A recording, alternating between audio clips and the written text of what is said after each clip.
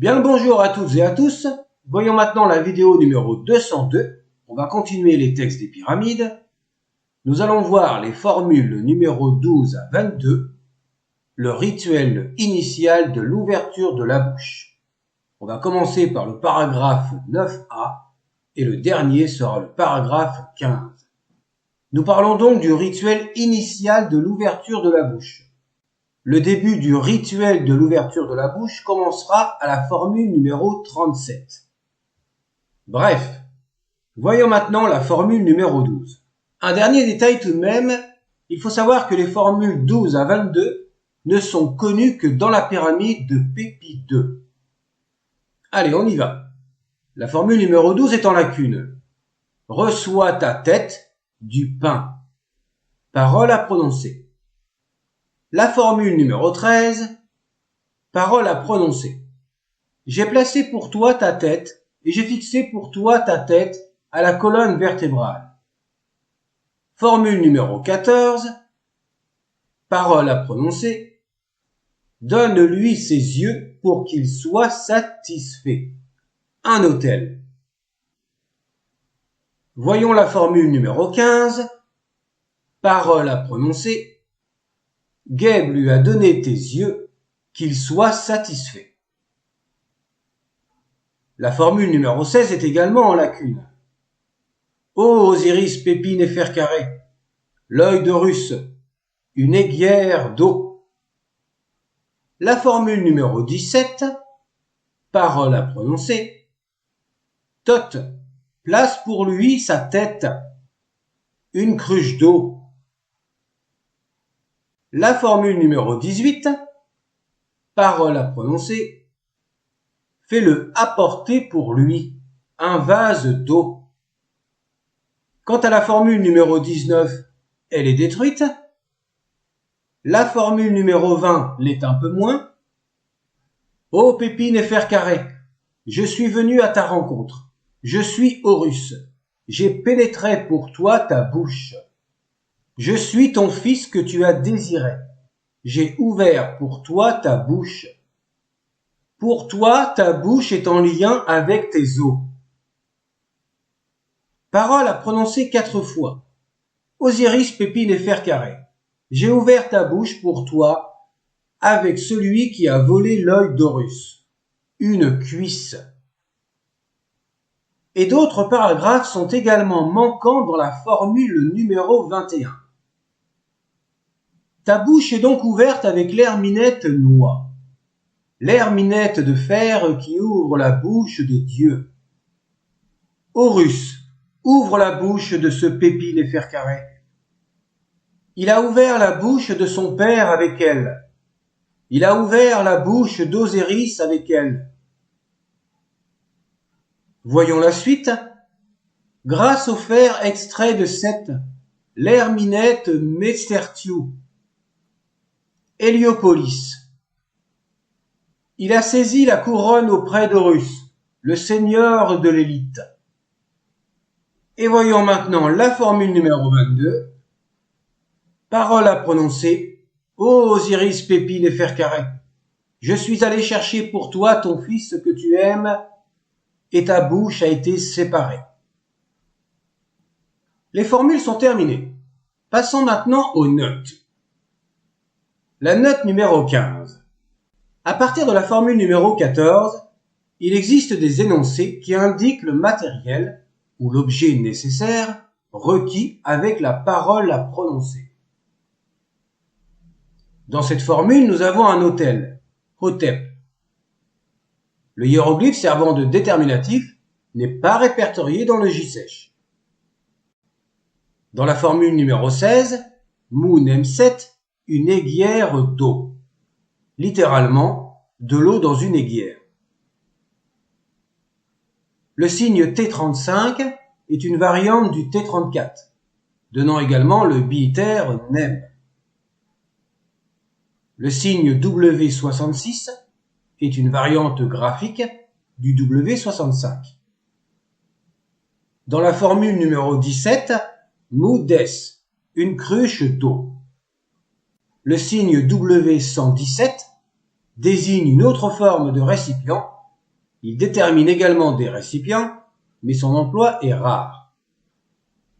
Dans la formule numéro 18, mou sur un vase d'eau. Le signe W65 désigne un récipient en terre cuite avec un couvercle. Il sert de déterminatif pour les contenants. Nous avons donc 5 nouveaux hiéroglyphes. À partir de la formule numéro 16, nous trouverons régulièrement la mention de l'œil d'Horus, Iret Or. Horus a perdu son œil lors de son combat avec Seth. Lui ayant été rendu intact, il symbolise le soleil et une offrande présentée aux défunts. On a parlé de ce combat avec Lujat dans la vidéo numéro 28 de la playlist de la grammaire du Moyen Empire à partir de 8 minutes 25. Et dans la formule numéro 20, nous avons Repèche 1, une cuisse, et ainsi de suite. À partir de la formule numéro 20, on peut trouver les paroles à prononcer 4 fois. Dans le paragraphe 12c, pour désigner le défunt, le terme Osiris a été noté sans la majuscule, comme expliqué dans la note numéro 14 de la vidéo précédente, la numéro 201. Note numéro 16, dans la formule numéro 21, dans le rituel de l'ouverture de la bouche, les prêtres utilisent un instrument permettant de séparer les lèvres de la bouche. Cet instrument est appelé noix, et elle est en lien avec Anubis, le dieu des morts. Dans la playlist des hiéroglyphes, le E18 est indiqué en tant que déterminatif du dieu Upuaut. Il l'est également pour l'herminette noix. L'herminette ressemblant à la grande ourse se nomme comme la constellation, Messer-Tiou. Cette herminette est précisé qu'elle est en fer, Bia. Le déterminatif est le Z24. C'est encore un nouveau hiéroglyphe. Les hiéroglyphes dénommés par Z indiquent des figures géométriques. Ce signe Z24 est un déterminatif pour les métaux et les objets en métal. Note numéro 17. Dans cette même formule, le dieu Horus est complété par l'épithète Neb-Pat, seigneur de l'élite. C'est une désignation d'Horus en tant que dieu de la royauté dont le culte était exercé à Hierakonpolis. L'élite désigne l'humanité. La vidéo est terminée. Le chapitre L'accession à la déesse Nut est terminé également. Il comprend les 22 premières formules des textes des pyramides. Nous avons eu connaissance de 7 nouveaux hiéroglyphes. Nous ferons une mise à jour en temps voulu. Le prochain chapitre sera le rituel de l'offrande et le premier titre sera la libation. Ce sont les formules 23 et 24. Sur ce, portez-vous bien. Ciao! Eh bien non, on a encore quelque chose à dire. Une cité proche de Thèbes s'appelle Médinet Abou. Il y a une chapelle, dont la plus importante est celle d'Aménirdis Ier. Pour info, Aménirdis Ier est également une divine adoratrice, et celle qui va lui succéder n'est autre que Shepénoupet II. Et on en a parlé avec Nitocris dans la vidéo 191 à partir de 18 minutes 28 pour celles et ceux qui suivent nos vidéos dans l'ordre. Ça va leur dire quelque chose. C'est la sœur du roi Pianki de la 25e dynastie. La cour de la chapelle est précédée d'un pylône et d'une chambre autour de laquelle il y a un corridor. Ce corridor comprend des inscriptions dont la partie inférieure est gravée avec des textes des pyramides. C'est grâce à ces inscriptions que l'on peut restituer les parties manquantes des paragraphes qui sont absents dans la pyramide de Pépi II. Ces textes datent de la basse époque et une restitution peut être faite, mais dans la langue de l'Ancien Empire. Elle a été faite selon l'égyptologue allemand Kurt Heinrich Seth en partie. Ce n'est donc que des graphies existantes qui ont été reprises dans les autres formules des textes des pyramides. Pour résumer, nous avons pour la formule 20 le paragraphe 12a. Annonce-le à sa mère, car elle le pleure. Annonce-le à celle qui est unie à lui. Nous avons la fin du paragraphe 12b dans la pyramide de Pépi II. Pour toi, ta bouche est en lien avec tes os.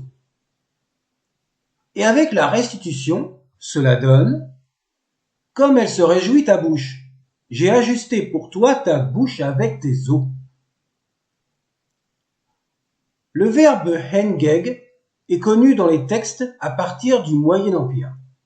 Il est inexistant ou non attesté avant cette période. Il existait peut-être, mais il est non répertorié. Peut-être que la lacune de Pépi II était son attestation.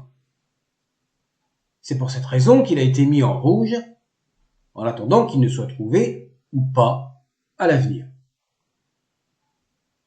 Le hiéroglyphe U91 est bien attesté à l'Ancien Empire, et c'est une graphie du signe U38, qui donne le trilitère Mecha, en plus de Merat, qu'il faudra rajouter à la liste des hiéroglyphes de la vidéo 177. Et par la même occasion, nous avons un nouveau hiéroglyphe, le U91. Passons maintenant à la dernière page de la vidéo. Pour la formule 21, le paragraphe 13a est le même que les paragraphes 12a et b.